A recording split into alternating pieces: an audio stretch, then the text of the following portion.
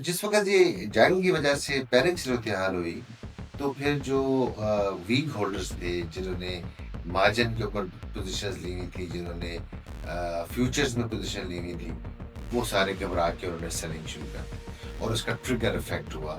जब भी कोई वॉर की सिचुएशन होती है, तो गोल्ड को सेफ हेवन समझा जाता है और गोल्ड की तरफ लोग मुतवज्जो होते हैं। हम देख रहे हैं कि पिछले डेढ़ 2 साल से गोल्ड में भी एक्स्ट्रा ऑर्डिनरी है। एक्स्ट्राऑर्डिनरी तेजी आई। गोल्ड में तेजी जब आई, तो उसको फॉलो करने के लिए सिल्वर ने भी तेजी दिखाई थी, बिल्कुल। उसमें भी बहुत ज़्यादा थी। तो अगर हम हाइंडसाइट में देखते हैं, तो कुछ कंट्रीज ने गोल्ड रिजर्व्स इंप्रूव करना शुरू कर दिए थे, जिसमें चाइना सरफहरिस्त था ठीक है। कि उसने पिछले 2 सालों से अमेरिका में जो उसके टी बिल्स थे, ट्रेजरी स्टॉक्स थे, उनको उन्होंने लिक्विडेट करना शुरू कर दिया और गोल्ड रिजर्व्स को बिल्ट अप करना शुरू कर दिया। इसकी वजह से एक सस्टेन्ड रैली जो है वो गोल्ड में आई। लेकिन 2-4 दिनों से गोल्ड की प्राइसेस बजाय बढ़ने की कम हुई है। इसलिए ये फीलिंग है कि जो फंडर्स हैं, जो प्लेयर्स हैं, जो लॉन्ग टर्म व्यू रखते हैं मार्केट्स के ऊपर, वो ये देख रहे हैं कि आने वाले दिन रिलेटिवली पीसफुल हो जाएंगे। बेसिकली हमारी जो फाइनेंशियल लिटरेसी है या फाइनेंशियल इंक्लूजन है, it is one of the lowest in the world. For example 25 crore की आबादी का 1% 25 लाख है, आधा परसेंट 12.5 लाख है, क्वार्टर% 6.25 लाख। हम लोग आज की डेट में भी even not even a quarter% of the people are invested in the stock market. ये बहुत मायूसी की बात है। यूरोप में 90% तक ये रेशो है, अमेरिका में 55% है, इंडिया में 9% है, चाइना, बांग्लादेश, श्रीलंका, भूटान तक हमसे कहीं कहीं आगे। तो ये इसके ऊपर अब जो है बड़ी कोशिश हो रही है। मैं ऐसे दोस्तों को जानता हूँ, वो 10-10 ग्राम के एक तोले के बिस्कुट जेब में रखे हुए हैं और ट्रेडिंग कर रहे हैं।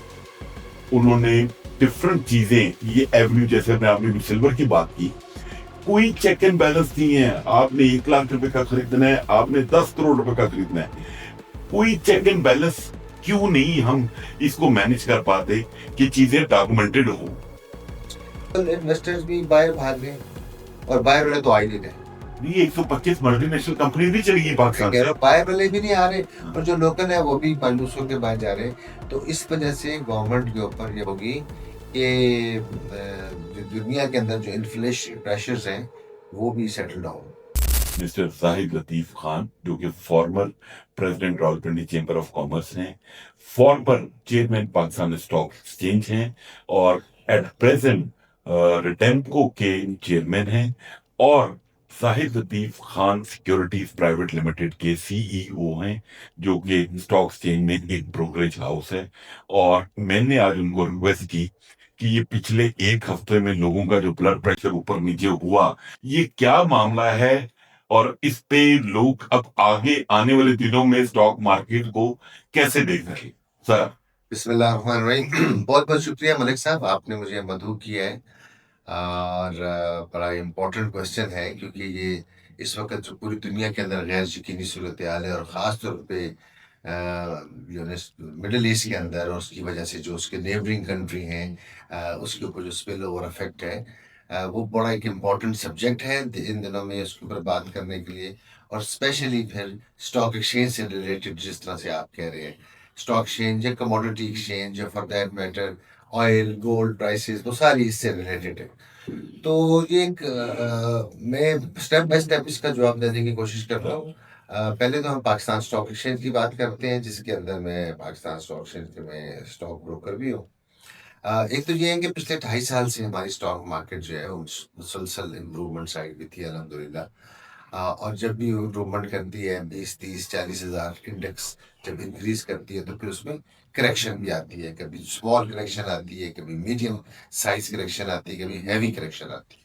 और पिछले 2.5 पौने 3 साल से हम ये कंसिस्टेंटली देखते आ रहे हैं कि 40 हज़ार से इंडेक्स बढ़ते बढ़ते अभी रिसेंटली 191,000 को टच किया। ठीक है।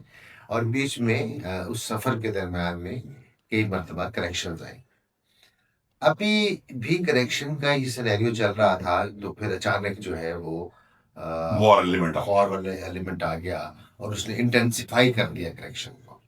दूसरी बात यह है कि लोग बहुत स्ट्रांगली एक्सपेक्ट कर रहे थे कि इंटरेस्ट रेट कम होगा और बहुत लोग स्ट्रांगली एक्सपेक्ट कर रहे थे कि पाकिस्तान के जो अब जो स्टेबिलिटी का एक दौर था 2 ढाई साल का वो हो गया है।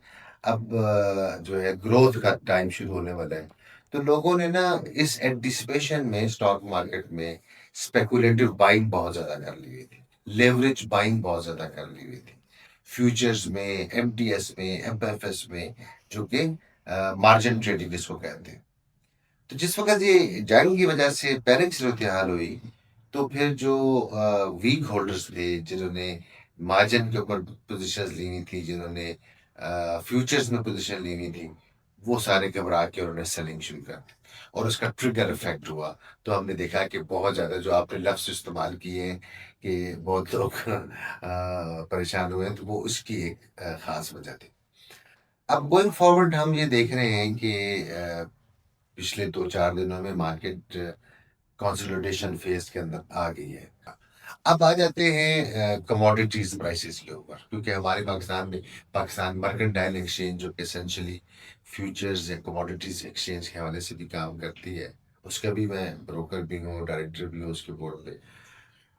उसमें यह है कि लोग यूजुअली जब भी कोई वॉर की सिचुएशन होती है तो गोल्ड को सेफ हेवन समझा जाता है और गोल्ड की तरफ लोग मुतवज्जो होते हैं। हम देख रहे हैं कि पिछले 1.5 2 साल से गोल्ड में भी एक्स्ट्रा ऑर्डिनरी है। एक्स्ट्राऑर्डिनरी तेजी आई। गोल्ड में तेजी जब आई तो उसको फॉलो करने के लिए सिल्वर ने भी तेजी दिखाई थी, तो बिल्कुल उसमें भी बहुत ज्यादा तेजी। तो अगर हम हाइंडसाइट में देखते हैं तो कुछ कंट्रीज ने गोल्ड रिजर्व्स इंप्रूव करना शुरू कर दिए थे, जिसमें चाइना सरफहरिस्त था। ठीक है। कि उसने पिछले 2 सालों से अमेरिका में जो उसके टी बिल्स थे, ट्रेजरी स्टॉक्स थे, उनको उन्होंने लिक्विडेट करना शुरू कर दिया और गोल्ड रिजर्व्स को बिल्टअप करना शुरू कर दिया। तो इसकी वजह से एक सस्टेन्ड रैली जो है वो गोल्ड में है। और जो हिस्टोरिकली ये होता रहा है, historically for may be hundreds of years के, कि गोल्ड और सिल्वर के दरमियान में एक सर्टेन परसेंटेज का गैप रहता था। वो गैप जो है वो बहुत अब नॉर्मली बढ़ गया, क्योंकि गोल्ड वन शॉट बढ़ता गया, तो सिल्वर ने फिर उसको फॉलो किया। और फिर कुछ लोगों ने जिनके पास कम कैपिटल था। कैपिटल था, उन्होंने भी सिल्वर को भी सेफ हेवन के तौर पे इस्तेमाल किया। लेकिन अभी हम देख रहे हैं कि 2 4 दिनों से गोल्ड की प्राइसेस बजाय बढ़ने की कम हुई है। इसलिए ये फीलिंग है कि जो पंटर्स हैं, जो प्लेयर्स हैं, जो लॉन्ग टर्म व्यू रखते हैं मार्केट्स के ऊपर, वो ये देख रहे हैं कि आने वाले दिन रिलेटिवली पीसफुल हो जाएंगे। तो इस वजह से वो नई positions long term safe haven की तरफ नहीं बिल्ड कर रहे हैं, और जो चीज़ें बहुत नॉर्मली नीचे आ चुकी हैं वहाँ पर वो डाइवर्ट कर रहे हैं। सो मेरा ख्याल है कि मैंने एक्सप्लेन कर दिया आपको पाकिस्तान की स्टॉक मार्केट भी और इंटरनेशनली कमोडिटी प्राइसेस भी। हाँ, एक आइटम बड़ा इंपॉर्टेंट रह गया क्रूड ऑयल के हवाले से। वो उसने परेशान किया है दुनिया को। $70 पे था, जो उससे भी कम था, तो वो 94 प्लस हो गया था कल। यकीनन उसकी वजह से हर मुल्क के अंदर एक परेशानी की सूरत हाल है, क्योंकि यूजुअली ये ममालिक जो इम्पोर्ट कंट्रीज हैं, बेसिकली नॉट जो जो तो अरब ममालिक हैं जहाँ से तेल वो तो खुद निकलते हैं, प्रोड्यूसर है। वो तो खुद प्रोड्यूसर है, उनको तो कहीं से इम्पोर्ट नहीं करना, और बल्कि उनके तो जब इंटरनेशनल प्राइसेस बढ़ती हैं तो वो फायदा ही होता है। बट हमारे जैसे मुल्क के ऊपर ये थोड़ा बर्डन है, थोड़ा नहीं बल्कि बहुत ज़्यादा बर्डन है। और हम उम्मीद और ख्वाहिश और दुआ करते हैं कि ये दोबारा से रेट्स जो हैं वो वापस नीचे की तरफ चले जाएं, अदरवाइज हमारी बैलेंस ऑफ पेमेंट में काफ़ी दिक्कत होगी। सर ये लास्ट नाइट 55 रुपए बढ़ा दिए, इसमें पे हो रहा है। और आम आदमी को उसका इम्पैक्ट तो हर चीज पे आएगा। और बहरहाल देखते हैं। वैन भाई एक क्वेश्चन है मेरे ध्यान में, क्योंकि पहले भी हम काफी दफा बैठे हैं और आप हमेशा स्टॉक मार्केट को, पाकिस्तान स्टॉक एक्सचेंज को क्रेडिट देते हैं कि पाकिस्तान में सबसे ज्यादा डॉक्यूमेंटेड बिजनेस स्टॉक एक्सचेंज है। लेकिन ये पता नहीं मीडिया की खबर है, सोशल मीडिया की खबर है कि ये जो भी पिछले दिनों मार्केट ब्रेक हुई तो उसमें शॉर्ट सेलिंग हुई। और जब चीजें इतनी डॉक्यूमेंटेड हैं तो फिर किसी मिस्टर एक्स वाई जेड ने वो शॉर्ट सेलिंग कैसे कर ली? देखें, शॉर्ट सेलिंग जो है वो इलीगल है, और एक्चुअली ब्लैक सेलिंग इलीगल है। There is a difference between black selling and short selling. अच्छा, फ्यूचर्स के अंदर आप शॉर्ट सेलिंग कर सकते हैं। अगर मुझे ये लगता है कि फला सेक्टर है, फॉर एग्जांपल सीमेंट सेक्टर है, और मैं समझता हूँ कि सीमेंट सेक्टर के आने वाले दिनों में प्रोडक्शन भी हॉल्ट हो गई है, इनकी ग्रोथ नहीं हो रही, इनकी सेल्स नहीं हो रही, तो मैं सीमेंट सेक्टर के अंदर फ्यूचर्स में शॉर्ट सेल कर सकता हूँ, which is legal thing, right. ठीक है।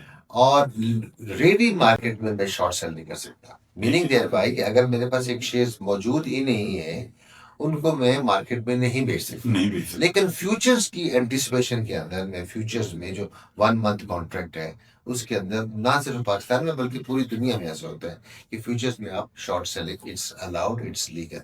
आपका ध्यान है ना, आपकी एक असेसमेंट है मार्केट के हवाले से कि सीमेंट के ऊपर आप फर्ज करें आपका ध्यान नेगेटिव है तो आप शॉर्ट सेल कर दें।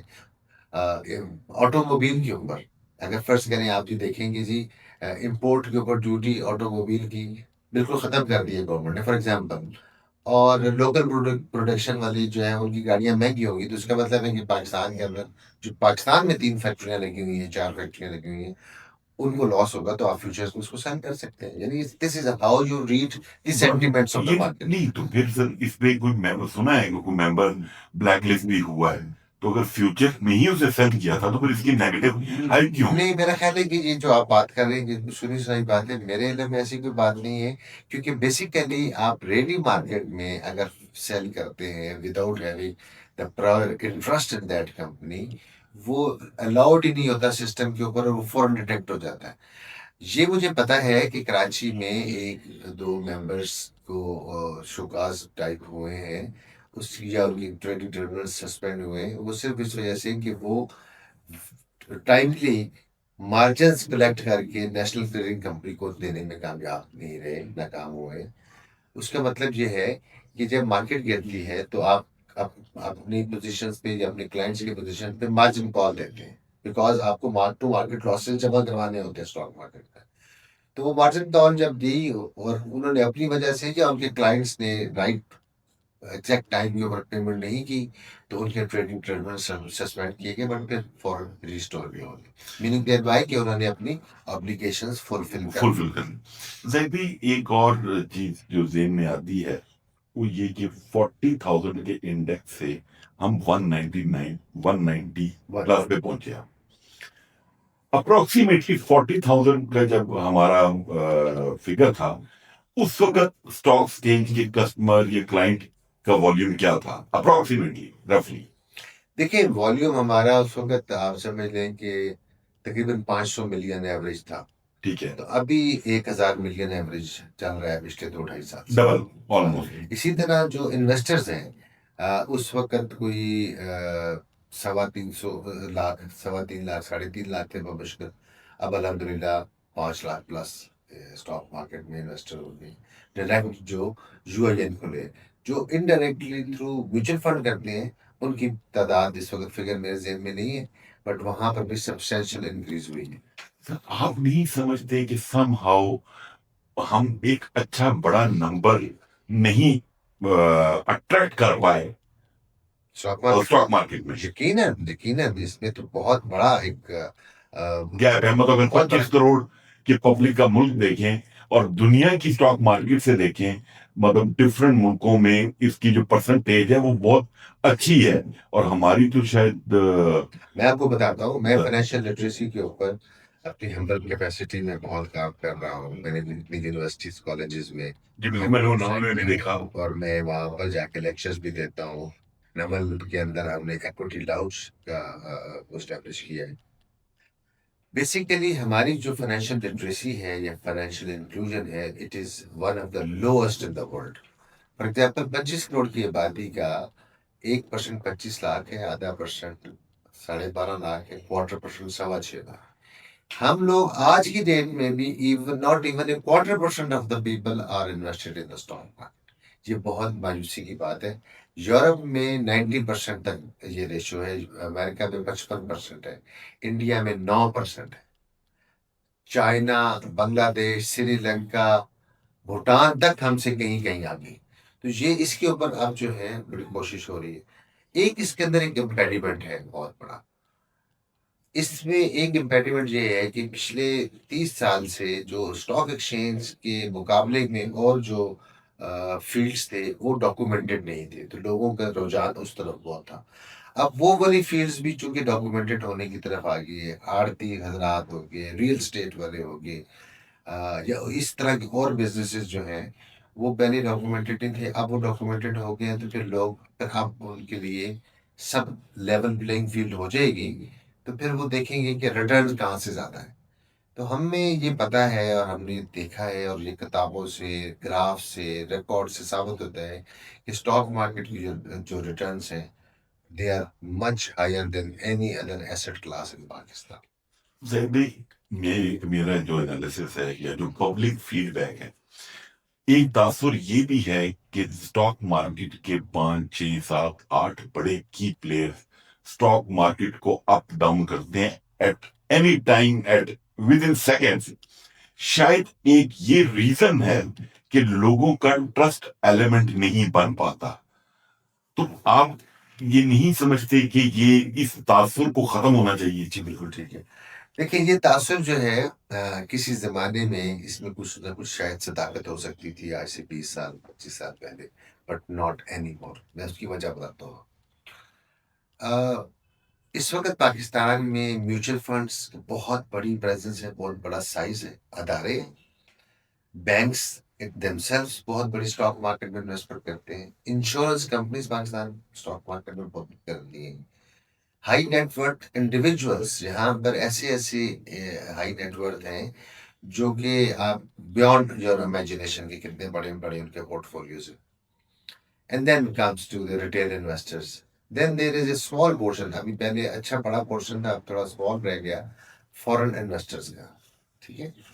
अब इतनी डाइवर्सिफाई होने के बाद स्टॉक मार्केट में कोई इतना बड़ा सेठ नहीं है कि वो स्टॉक मार्केट की डायरेक्शन को चेंज कर दे, जो उसके अंदर पूरा का पूरा प्ले कर ले। ये ऐसे ही है कि दरिया सिंध जो है वो अगर ऊपर से आ रहा है नॉर्थ से, तो उसने साउथ की तरफ जाना है, तो आप उसकी डायरेक्शन नहीं चेंज कर सकते।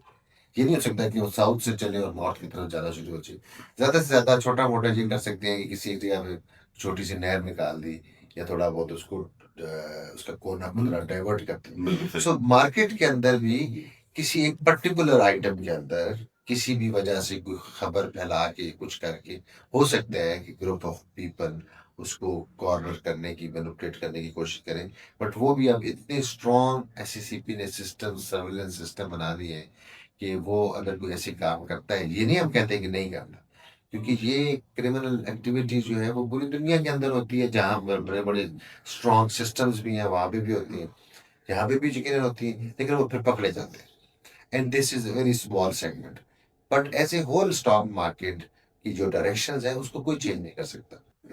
जैसे एक और चीज आपने भी रियल एस्टेट का भी जिक्र किया।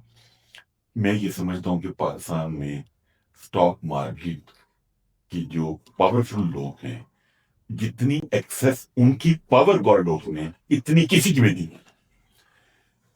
मतलब हम रियल एस्टेट में भी कुछ ऐसे अदारे, कुछ लोग ऐसे हैं डेवलपर्स जिनकी पावर कॉरिडोर में बहुत अच्छी एक्सेस है, बट ज्वाइंटली अगर देखें, हम चीजों को क्यों नहीं मैनेज कर पाते? मतलब मैं अभी गोल्ड की बात आपने की, मैं ऐसे दोस्तों को जानता हूँ, वो 10-10 ग्राम के, एक तोले के बिस्कुट जेब में रखे हुए हैं और ट्रेडिंग कर रहे हैं।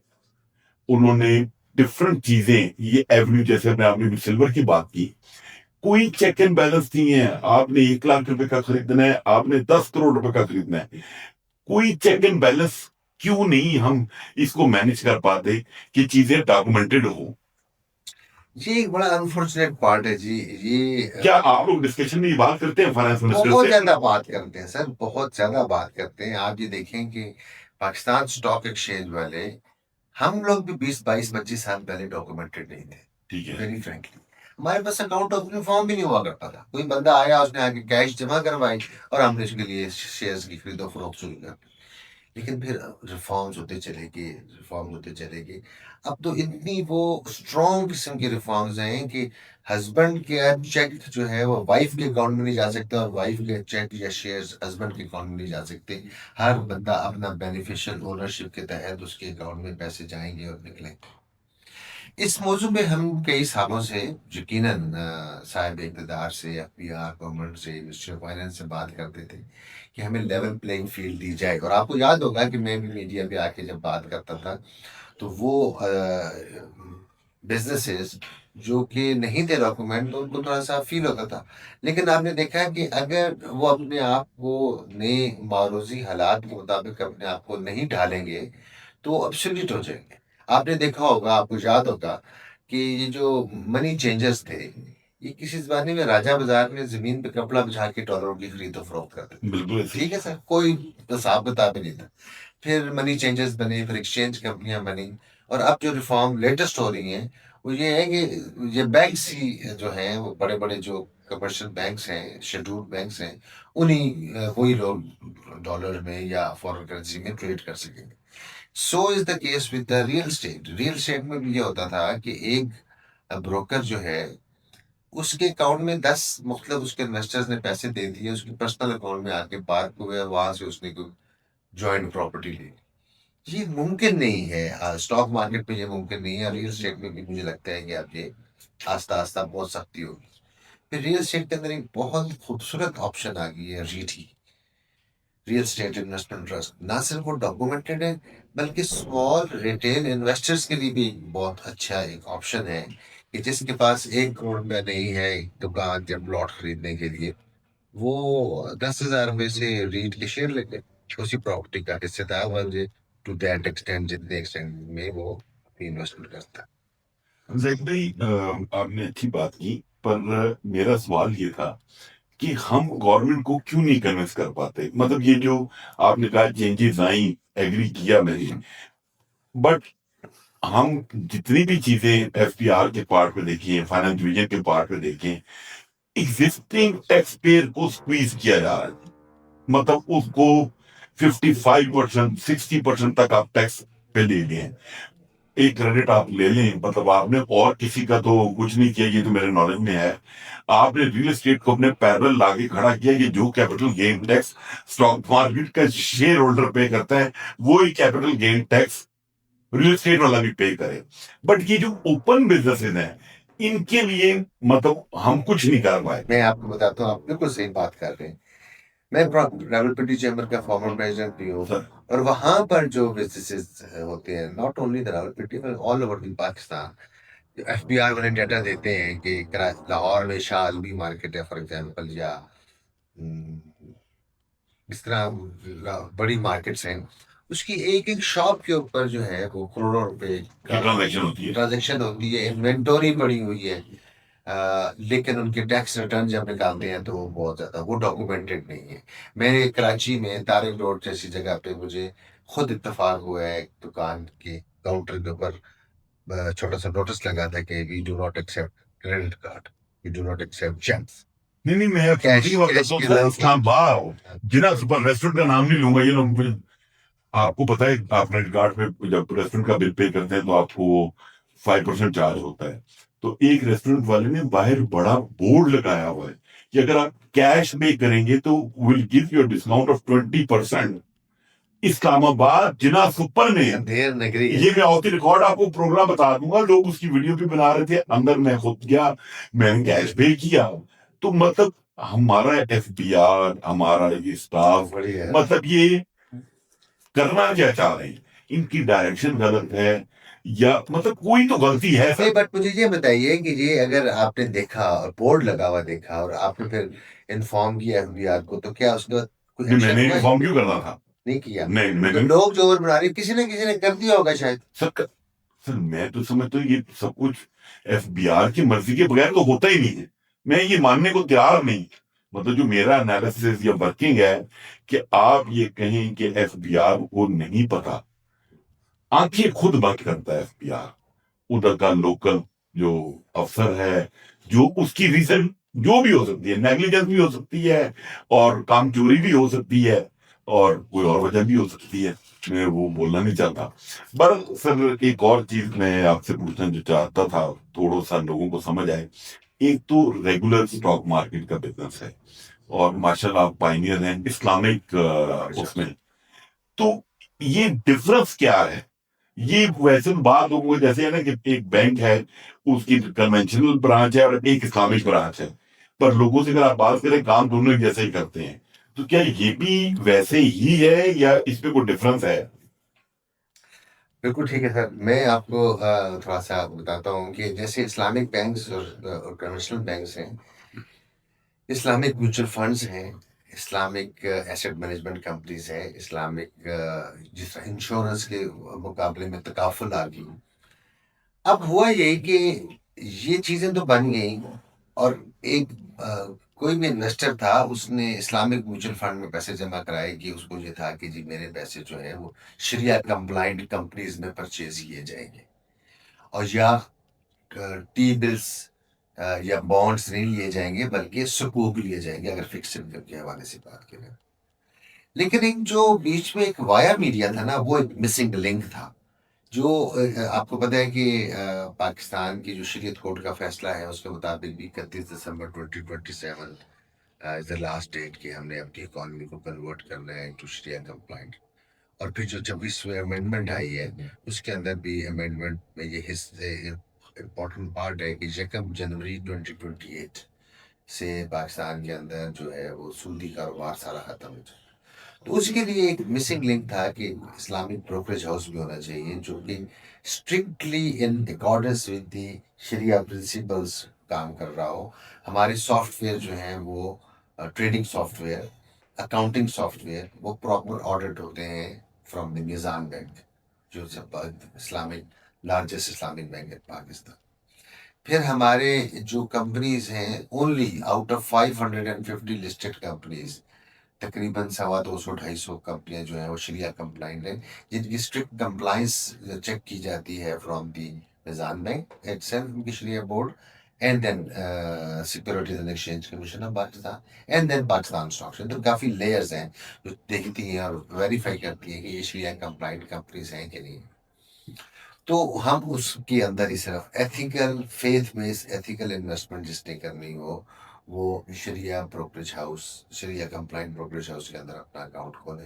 उसके अंदर सब एक इम्पॉर्टेंट पॉइंट ये है कि उसमें किसी सूरत में सट्टेबाजी नहीं है, उसमें कोई फ्यूचर्स ट्रेड नहीं है, उसके अंदर कोई मार्जिन या लेवरेज ट्रेडिंग नहीं है, उसमें शॉर्ट सेलिंग नहीं है, टेक्निकली हो ही नहीं सकती। जैसे मैंने आपको कहा ना कि और मैंने कन्वेंशन। सुना को 48 आप आज जो परचेज करेंगे 48 आवर्स तक आप उसको सेल भी नहीं कर सकते। अब तो T+2 था, अब T+1 हो गया। तो अब भी ये है कि जब तक आप शेयर्स आपके कब्जे में नहीं आ जाते। जैसे इस्लामिक एक बड़ा इंपॉर्टेंट प्रिंसिपल है कि आपने ऊँट भी अगर खरीदे हैं तो ऊँट की जब तक डिलीवरी आपको नहीं मिल जाती आप उसको फर्दर नहीं बेच सकते। ऐसा नहीं हो सकता है कि आप यहाँ से बैठे हुए हैं और वो कहें जी कि पेशावर में आपने 10 ऊँट खरीद लिए और वहीं बैठे बैठे ही आप उसको कह दें कि आप फलां बंदे को आके भेज दो। पहले आपने उसकी डिलीवरी लेनी है, उसके बाद बेचना है। So is the case with stock exchange, कि वैसे ही होता था कन्वेंशनल में कि आपने लिया और घंटे बाद शेयर बेच दिए, it is legal. But Islamic point of view से इट इज नॉट, बिकॉज आपके पास डिलीवरी नहीं आई, डिलीवरी आई होती है T+1 सिस्टम के ऊपर which is more than 24 hours. Conclusion की तरफ चलते हैं। आने वाले दिनों को आप कैसा देख रहे हैं स्टॉक मार्केट को, और बजट का क्या इम्पैक्ट देखते हैं? सर ये जो है ना, पिछले एक हफ्ते के अंदर सूरत हाल थोड़ी सी चेंज हुई है। अदरवाइज वी वर 100% कन्विंस्ड कि इस दफ़ा जो मार्च में जो मॉनेटरी पॉलिसी आनी है उसमें भी थोड़ा सा ईज होगी। हम वी वर 100% कन्विंस, और जिसके ऊपर काम भी कर रहे थे हम लोग। और वो ये था कि मैं आपको पता है पाकिस्तान स्टॉक ब्रोकर एसोसिएशन का सीनियर वाइस चेयरमैन भी हूँ, तो हमसे बजट के हवाले से गवर्नमेंट ने काफ़ी मुशावरत भी की। उसके अंदर एक इम्पॉर्टेंट ये था कि जो सुपर टैक्स है या इंटर कॉर्पोरेट डबल टैक्सेशन वाला मामला है, इसके ऊपर भी हमारी एफबीआर से और मिनिस्ट्री ऑफ फाइनेंस से काफ़ी अच्छी पेशरफ्त हो गई थी। और हम एक्सपेक्ट कर रहे थे कि इंशाल्लाह इस बजट में रिलीफ आएगा। अभी भी हम उम्मीद, ख्वाहिश और दुआ कर रहे हैं कि ये जो मिडिल ईस्ट में जो सारा अनरेस्ट पैदा हुआ है ईरान और इसराइल की जंग की वजह से, खुदा करे ये जल्द से जल्द ख़त्म हो जाए, तो फिर हम दोबारा से एक्सपेक्ट कर सकेंगे कि गवर्नमेंट कुछ ना कुछ रिलीफ देने की पोजीशन में हो जाएगी। आपको लगता है कि स्टॉक इंशाल्लाह। मार्केट के लिए रिलीफ मिलेगा? इंशाल्लाह not stock market, for the entire countries economy, क्योंकि ये जो सुपर टैक्स है इसने पूरे पाकिस्तान को हिलाया हुआ है।